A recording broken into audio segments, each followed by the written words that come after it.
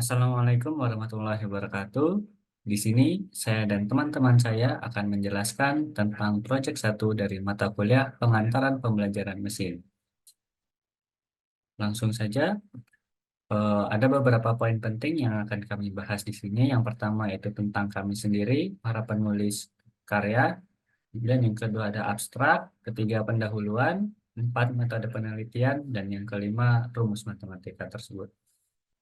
eh, Tentang kami, perkenalkan saya Muhammad Haris Rahmatullah, didampingi teman saya Dionysius Suryajaya dan Fayat Rizky Zamzami. Lanjut ke abstrak, studi kasus dari penelitian ini bertujuan untuk membandingkan performa dari dua metode klasifikasi, yaitu K-Niers-Snydberg, yaitu KNN, dan Naive Bayes. Dalam prediksi penyakit diabetes mellitus berdasarkan karakteristik klinik dari berbagai dataset. Analisis menggunakan data kesehatan dari berbagai sumber, termasuk dataset yang mencakup informasi tentang diabetes. Metode evaluasi statistik digunakan untuk mengukur keakuratan dan keandalan prediksi dari kedua metode klasifikasi tersebut. Hasil eksperimen menunjukkan perbedaan dalam kinerja antara KNN, K-Niers-Snydberg, dan Naive Bayes dengan implikasi yang signifikan untuk pemahaman dan penggunaan metode klasifikasi dalam prediksi penyakit diabetes mellitus.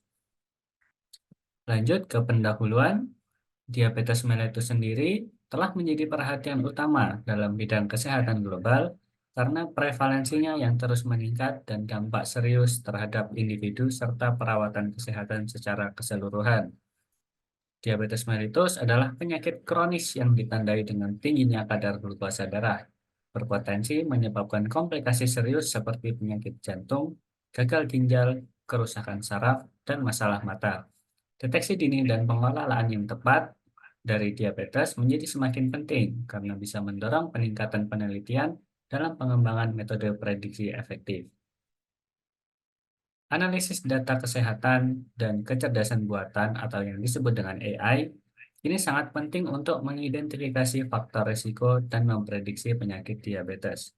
Salah satu pendekatan umum yang digunakan adalah metode klasifikasi yang memungkinkan pemodelan prediktif berdasarkan karakteristik klinik pasien. Dalam penelitian ini, kami akan menggunakan performa dua metode klasifikasi, yaitu K-Niers-Snydberg dan Naive Bayes. Yang pertama yaitu K-Niers-Snydberg, yang merupakan sebuah algoritma pembelajaran mesin yang digunakan untuk klasifikasi dan regresi.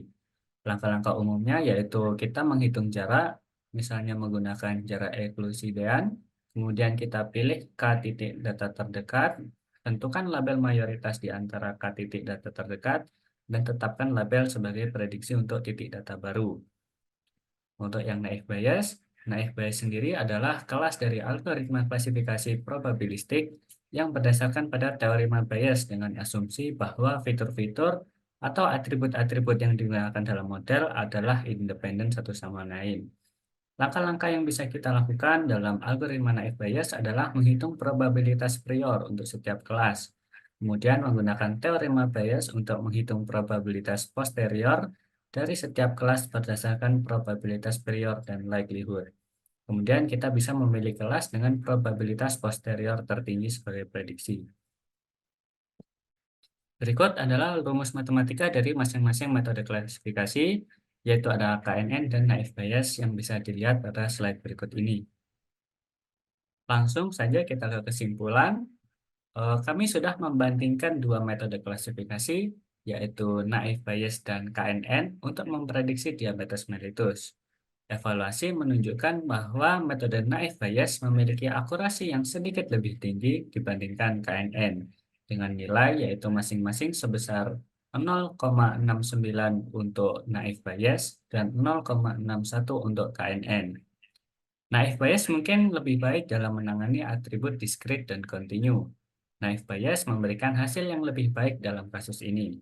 Namun, penting untuk diingat bahwa evaluasi ini hanya berlaku untuk dataset tertentu, dan performa dapat dipengaruhi oleh faktor-faktor seperti ukuran dataset dan distribusi fitur. Studi berikutnya dapat memperluas analisis dengan dataset yang lebih besar dan beragam, serta eksplorasi penyesuaian parameter yang lebih cermat. Pendekatan ensemble atau kombinasi metode klasifikasi juga bisa dieksplorasi untuk meningkatkan akurasi.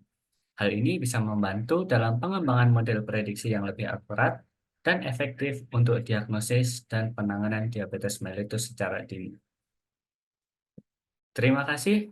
Sekian dari saya dan teman-teman saya. Kurang lebihnya kami mohon maaf. Wassalamualaikum warahmatullahi wabarakatuh.